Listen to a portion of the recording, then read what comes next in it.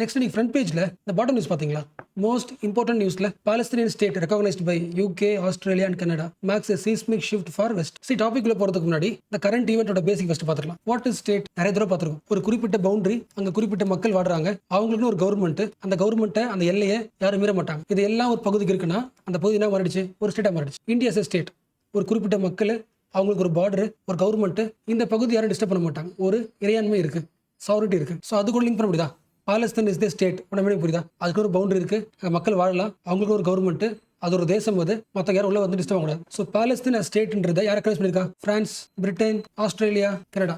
அதாவது எப்பொழுதுமே western countries. US என்ன சொல்லுதோ அது கேட்கும். யூஎஸ் யார் பக்கம்? இஸ்ரேல் பக்கம். இஸ்ரேலுக்கு எது பிடிக்காது?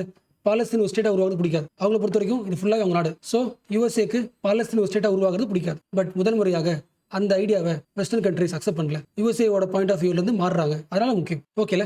அண்ட் இன்னொரு முக்கியமான பேசிஸ் பார்த்துக்கலாம். ரெண்டு விஷயம் பார்க்கணும். ஓகே, பாலஸ்தீன்றது ஒரு ரெகக்னைஸ் ஸ்டேட்ன்றத மொத்தமா இருக்கிற 196 கண்ட்ரீஸ்ல 150 பேர் அக்செப்ட் பண்ணிட்டாங்க. அந்த 150 லிஸ்ட்ல வெஸ்டர்ன் கண்ட்ரிஸும் ஆட் ஆகுது. அதான் அப்டேட். இது ஃபர்ஸ்ட் பாயிண்ட். அதுக்கு முன்னாடி இந்த பாலஸ்தீன் ஸ்டேட் இந்த டேர்ம்ஸ்ல ஏன் படிக்கிறோம்? இந்த இஷ்யூ ஏன் முக்கியம்? எல்லாருக்கும் தெரிஞ்சது தான். நியூஸ்ல வந்ததுனால ஒரு சின்ன ஷார்ட்டா பார்க்கலாம். எல்லாருக்கும் இந்த மேப் தெரியும்ல? டர்க்கி தெரியுதா? டர்க்கி ஃபர்ஸ்ட் இந்தியா இருக்கு. இது இந்தியா, பாகிஸ்தான், ஆப்கானிஸ்தான், ஈரான். யோசிக்க முடியுதுல மேப்ல? எஸ். இந்த டர்க்கி, இந்த ஈராக்கு, சவுதி அரேபியா, அப்புறம் சிரியா, லெபனான், சிப்லா சொல்லலாம். இந்த ஃபுல் பகுதி, இந்த ஃபுல் பகுதியும் யார் ரூல் பண்ணிட்டு இருந்தா?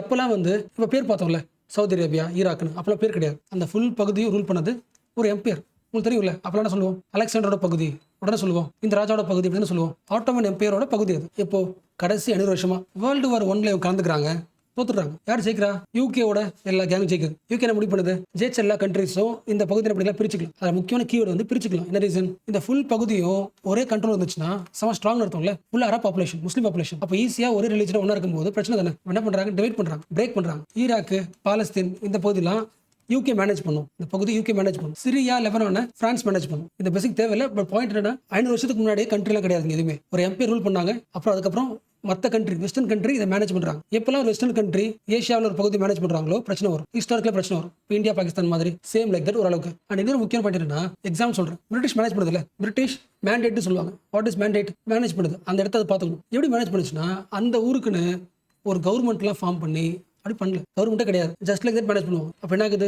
ஒவ்வொரு பகுதியா அங்கிட்ட மக்கள் பண்றாங்க, ப்ரொடெஸ்ட் பண்ணி ஒரு நாடா மாறுறாங்க. For example Iraq, Arab nationalist protest நடக்குது. இந்த ப்ரொடெஸ்ட்ல வெஸ்டர்ன் கண்ட்ரிஸ் எல்லாம் சமாளிக்க முடியல, தனியாக வந்துடுறாங்க. ஸோ சேம் லைக் தட் ஈராக்கு, ஜார்டனு, லெபனான், சிரியா, சவுதி அரேபியான்னு ஒவ்வொருத்தவங்களும் ஒவ்வொரு டிஃப்ரெண்ட் ஸ்டைலில் தனித்தனி ஸ்டேட்டா ஃபார்ம் ஆயிடுறாங்க. அவங்களுக்கு ஒரு மக்கள், ஒரு பவுண்டரி, ஒரு கவர்மெண்ட் உருவாக்கிக்கிறாங்க. பட் இந்த பாலஸ்தீன் பகுதி மட்டும் தனி ஸ்டேட்டா ஃபார்ம் ஆகல. என்ன ரீசன்? 1947 பிரிட்டிஷ் ஒரு ஐடியா சொல்லுது, இந்த பகுதி ரெண்டா பிரிச்சிடலாம். ஒரு பாதியில ஆல்ரெடி வர மக்கள் வாட்டும், அரப்ஸ், முஸ்லிம்ஸ் வாட்டும். மிச்ச பாதியில ஜூஸ் மக்கள் அங்க ஸ்டே பண்ண வச்சிடலாம். என்ன ரீசன்? எந்த டைம் இது? வேர்ல்டு வார் 2ல 16 lakhs ஜூஸ் வேர் கில்டா, ஹோலோகாஸ்டா. சோ யூரோப்ல வாழ முடியல. ஜெர்மனி என்ன பண்ணுது? ஜூஸை சாவடிக்கிறாங்க. ஆல்ரெடி 6 மில்லியன் பாப்புலேஷன் இறந்து போயிட்டாங்க. எங்க போகிறதுன்னு தெரியல அவங்களுக்கு. அப்ப இவ்வளவு கஷ்டத்தை அனுபவிச்ச மக்களுக்கு என்ன பண்ணலாம்? ஒரு நாடு கொடுத்துடலாம். சோ வேர்ல்டு வாரோட மிகப்பெரிய விக்டிம் யாரு? ஜூஸ். அப்ப என்ன கேட்கறாங்க? எங்களுக்குன்னு வாடுறதுக்கு ஒரு நாடு வேணும் கேட்கறாங்க. எங்களுடைய ஹிஸ்டரியில ஜூஸ் கிங்டம், ஜூஸ் மக்களோட கிங்டம் வந்து இந்த பகுதியில் இருந்துச்சு. ஸோ அந்த இடத்துல எங்களுக்கு ஒரு ஸ்டேட்டை உருவாக்குறதுக்கு பர்மிஷன் கொடுங்க. யூஎஸ்ஏ என்ன பண்ணுது? யூஎன்ல, ஐநா சபையில் ஓகே சொல்லுது. ஓகே, அந்த பகுதியை ரெண்டா பிரிச்சுக்கலாம். பாலஸ்தீன்ஸும் இருக்கட்டும். 2 ஸ்டேட் சொல்யூஷனா? ஒரு சைடு ஜூஸ், இன்னொரு சைடு அரப்ஸ். ஒரு பகுதியில் 2 ஸ்டேட் இருக்கட்டும். பாலஸ்தீனையும் ரெகனைஸ் பண்ணிடலாம், ஜூஸோட இஸ்ரேல் ஸ்டேட்டையும் ரெகனைஸ் பண்ணிடலாம். ப்ரெஷர்ஸ் வந்து ரொம்ப கன்ஃபியூஸ் ஆகிக்கூடாது. நமக்குலாம் அது ரொம்ப சிம்பிள். இந்தியா எப்படி ரெண்டா பிரிஞ்சது? இந்தியா ஒரு ஸ்டேட், பாகிஸ்தான் ஒரு state. Same like that. Western கண்ட்ரீஸ்க்கு தெரிஞ்ச ஒரே ஐடியா 2 ஸ்டேட் தான். So same like that process. But யாரும் ஒத்துக்கல. அரப் மக்கள் ஒத்துக்கல. இந்த பாலஸ்தீன் பகுதி ஃபுல்லாக வாழ்ந்தாங்களே, அரப் பாப்புலேஷன், முஸ்லீம் பாப்புலேஷன் ஒத்துக்கல. என்ன ரீசன்? ஜூஸோட பாப்புலேஷன் ரொம்ப கம்மி. 1/3 பாப்புலேஷன் தான் அவங்க. அவங்களுக்கு 50% மேல லேண்ட் கிடைக்குது. முக்காவாசி மக்களுக்கு ஒரு 45% லேண்ட் கிடைக்குது. ஈக்குவல் டிஸ்ட்ரிபியூஷனா கிடையாது. 1/3 மக்களுக்கு 1/3 லேண்ட் கொடுங்க. அப்போ இந்த 2 ஸ்டேட் ஃபார்முலா வேற என்ன பண்ணல? அக்செப்ட் பண்ணல சொல்லியாச்சு. யாரும் அரப் பாப்புலேஷன். பட் யாரும் கேட்கல. என்ன பண்ணியாச்சு? எவ்வளவு இடம் சொன்னாங்களோ அந்த இடத்துல இஸ்ரேல் ஃபார்ம் ஆயிடுச்சு. யாருக்கு பிடிக்காது? அரப் மக்களுக்கு பிடிக்காது.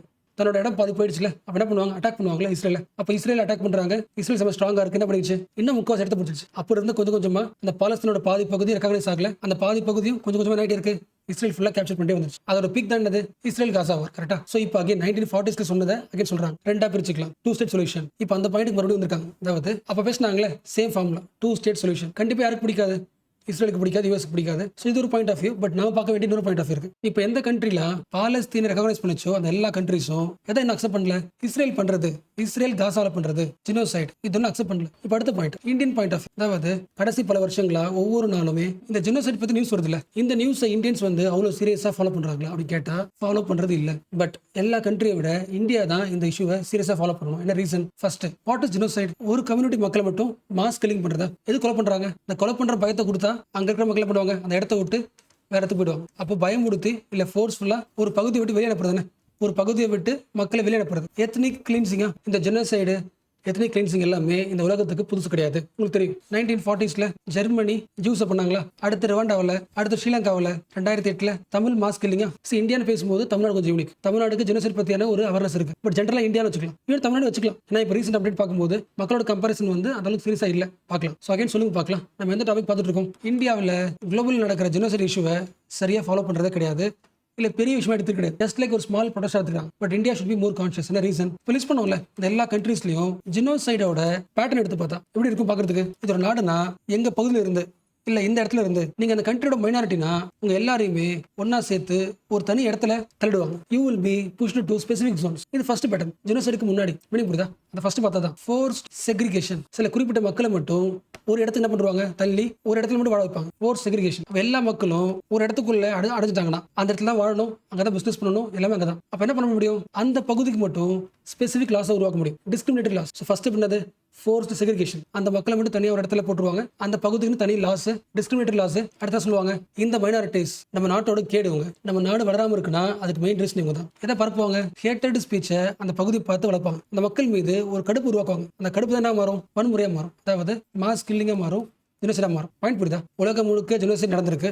எல்லா ஜெனோசைடோட ஆரம்ப கட்ட பார்க்கும் போது இந்த பேட்டரை பார்க்க முடியும். Force segregation, discrimination law, hated speech and legalised mass killing. இதெல்லாம் பேசிக் ஸ்டெப்ஸ். அப்போ இந்தியாவை கம்பேர் பண்ணி பாருங்க. இந்தியாவோட பாலிடிக்ஸ்ல ஆல்ரெடி மைனாரிட்டி பாப்புலேஷன் எதிர்த்து ஒரு ஹேட் ஸ்பீச் வந்து உருவாயிடுச்சு. ஒரு குறிப்பிட்ட மக்களை பத்தி ஹேட்டட் வளர்க்கறது, பேசி பேசி மக்களுக்குள்ள பிரிய உருவாக்குறது, போலரைசேஷன் ஆஃப் பீப்புள். என்ன அர்த்தம்? இந்தியாவில் ஹேட் பாலிடிக்ஸ், போலரைசேஷன் இதை உருவாக்கல, மாஸ் கில்லிங் உருவாக்கல. பட் சில லாஸ் டிஸ்கிரிமினேட்டரி உருவாக ஆரம்பிச்சிச்சு. அப்போ இப்போ இருக்கிற ட்ரெண்ட் பார்த்தோன்னா மக்கள் அவேர்டா இல்லைனா, ஜெனோசைட் பத்தின கான்ஷியஸ்னஸ் இல்லைனா இந்த ஹேட்டட் பாலிடிக்ஸ்மே ஜெனோசைட்ல போய் முடியும். லாஜிக் புரியுதா?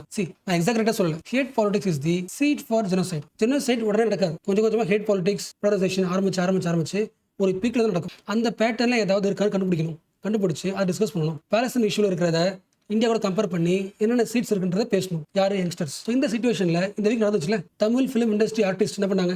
காசாவில் நடக்கிற மாஸ் கில்லிங் எதிர்த்து பேசிருக்காங்களா? ஜெனோசைட் பத்தி பேசிருக்காங்களா? ஸோ காசாக்காக தமிழ் ஆர்டிஸ்ட் சப்போர்ட் பண்ணிருக்காங்க. பட் நிறைய பேர் இதை கிரிட்டிக் பண்றாங்க, மார்க் பண்றாங்க. என்ன ரீசன்? தமிழ்நாட்டில் மேனுவல் ஸ்கேவெஞ்சர்ஸ் போராடினாங்க. தமிழ்நாட்டில் நிறைய லோக்கல் இஷ்யூஸ் இருக்கு. அந்த லோக்கல் இஷ்யூஸ்லாம் விட்டுட்டு ரொம்ப தூரமா இருக்கிற ஒரு அப்ராட் இஷ்யூவை பத்தி ஏன் பேசுறீங்கன்னு சொல்லி மார்க் பண்ணாங்க. உங்க கண்ணுக்கு இந்த இஷ்யூலாம் தெரியாதான்னு சொல்லி மார்க் பண்ணாங்க.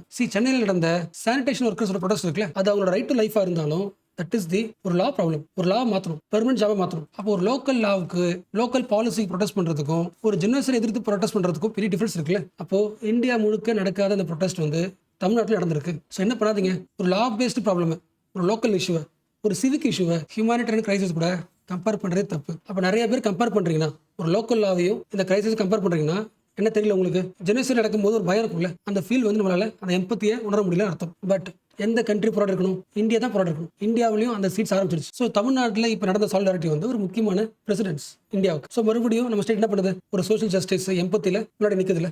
எஸ்.